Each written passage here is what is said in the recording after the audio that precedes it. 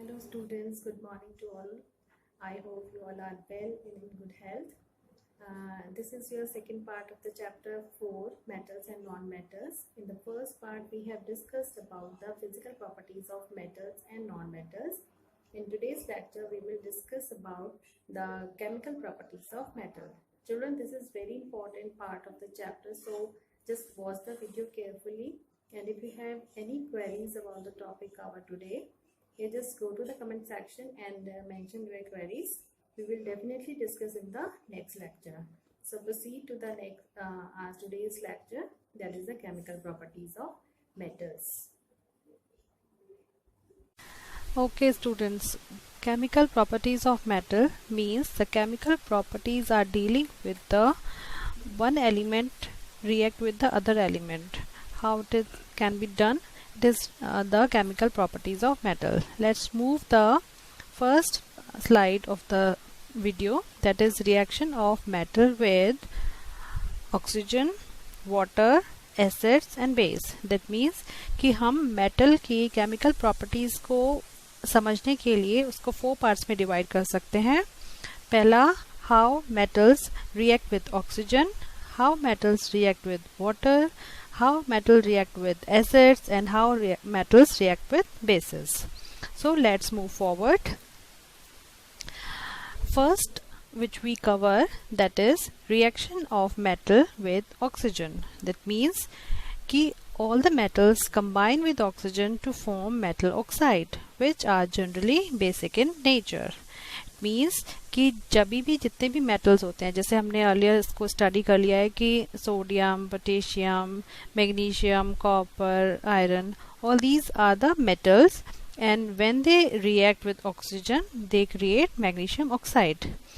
और जो इनके ऑक्साइड्स बनते हैं उनका जो नेचर होता है वो बेसिक होता है. आपको पता है लास्ट 7th क्लास में आप पढ़ चुके हैं कि there are 2 type of things. First is basic, second one is the acidic. तो बेसिक नेचर को हम आइडेंटिफाई कर सकते हैं लिटमस पेपर के थ्रू. तो उसके लिए हम आगे इसको करेंगे कि किस तरीके से हम इसको आइडेंटिफाई करते हैं. तो फर्स्ट रिएक्शन हम देखते हैं इसके लिए, sodium plus oxygen. That mean when sodium react with oxygen it form sodium oxide. Children, sodium एक बहुत ही हाईली रिएक्टिव मेटल होता है जिसमें जब हम उसे एयर में लेके आते हैं, जनरली हमें सोडियम को, क्योंकि बहुत ज़्यादा विग्रसली रिएक्टिव होता है, बहुत ज़्यादा रिएक्टिव होता है, तो इसके लिए हम सोडियम को जो है नॉर्मल तरीके से नहीं उसको रखते हैं, जैसे हम आयरन या एल्यूमिनियम को रखते हैं ऐसे नहीं रखते हैं. उसको स्टोर करने के लिए केरोसिन में स्टोर करते हैं. तो सोडियम जब हवा में यानी कि एयर में लेके आते हैं या ऑक्सीजन के साथ उसकी रिएक्शन करवाते हैं तो इसमें बनता है हमारा सोडियम ऑक्साइड. अगर हम इसे सिंबल की फॉर्म में चेंज करके बताएं तो sodium, the symbol of sodium is Na, oxygen का symbol O. That means Na plus O2 equal to Na2O. Okay. In the same way, magnesium, zinc, iron also react with oxygen and they make their oxides, जैसे Mg plus O2 MgO, यानी कि magnesium plus oxygen equal to magnesium oxide, zinc plus oxygen zinc oxide and iron plus oxygen iron oxide. Children, you see the picture. In this picture you can see that there is a fire inside the bottle.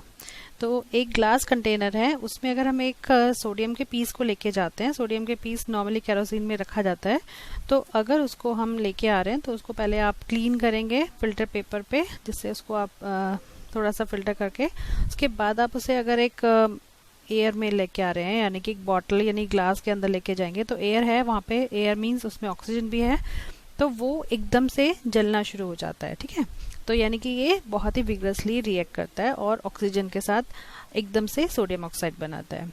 In the same way in the second picture you can see that there is a magnesium ribbon, जो हमारी second equation है. जब हम magnesium के ribbon को air में burn करते हैं, बर्न करना मीन्स ऑक्सीजन के साथ रिएक्ट करना, बर्न करते हैं तो बनाता है ये मैग्नीशियम ऑक्साइड, और जो एक ब्लू कलर की फ्लेम के साथ बर्न होते हुए हमें शो होता है. बहुत लाइट इसमें इवॉल्व होती है.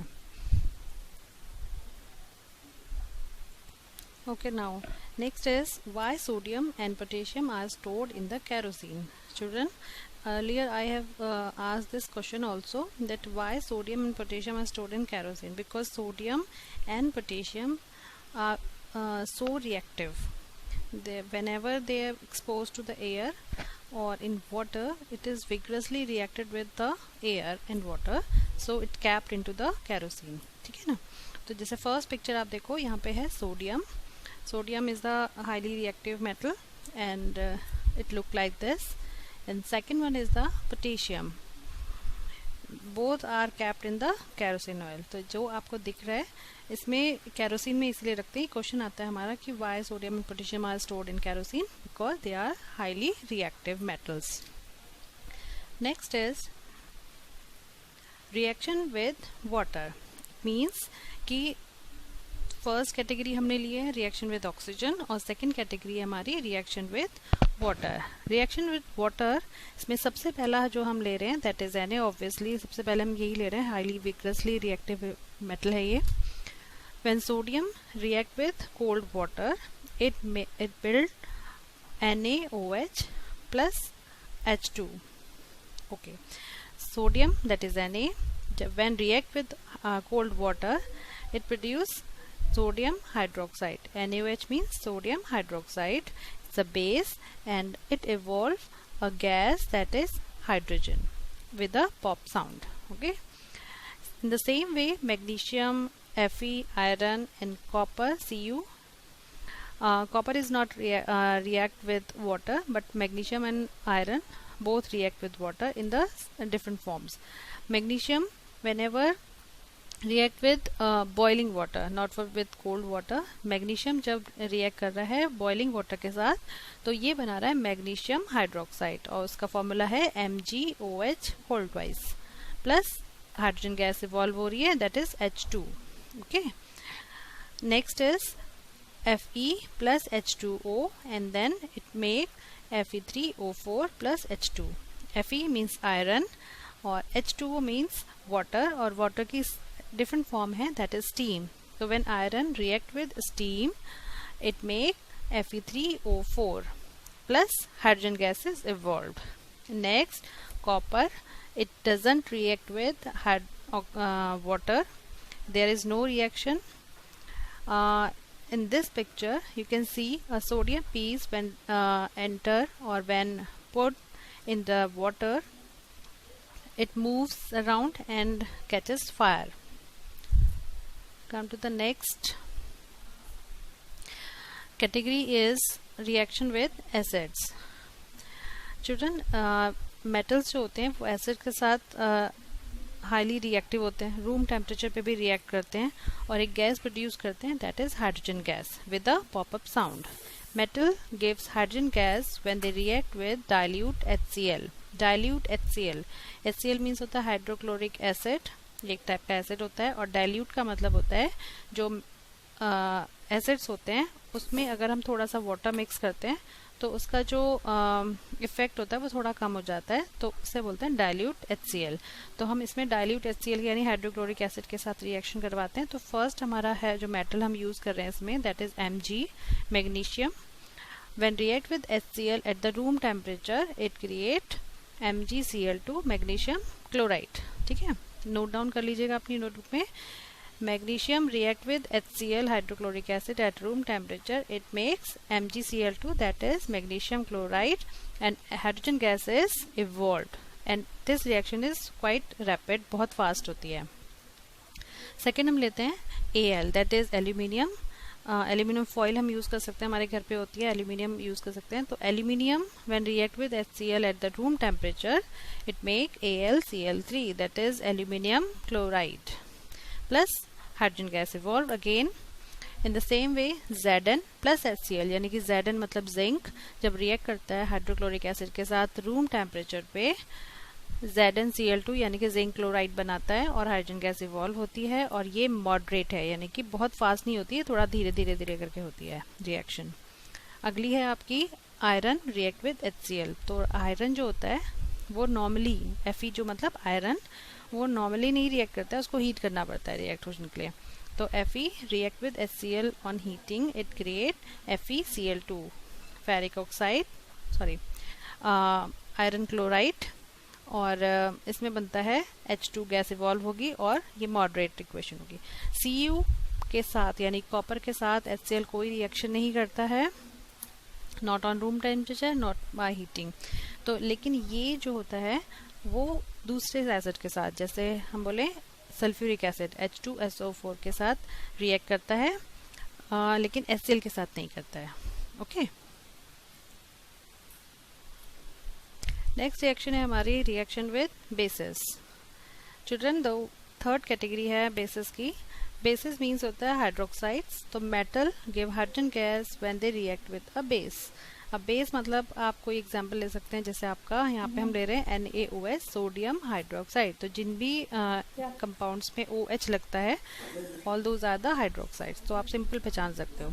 तो when aluminium react with sodium hydroxide यानी NaOH on heating it make NaAlO2 that is sodium aluminate plus hydrogen gas is evolved again. So when metal react with water, metal react with acid, metal react with bases, all the time a gas simply evolved that is hydrogen gas.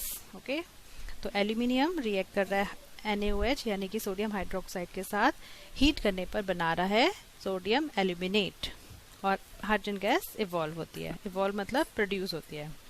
दूसरी reaction है zinc के साथ। तो zinc जब react करता है NaOH के साथ यानी सोडियम हाइड्रोक्साइड के साथ, हीट करने पर बनाता है Na2ZnO2 that is sodium zincate plus hydrogen gas evolve होगी। Okay, I think I made myself clear.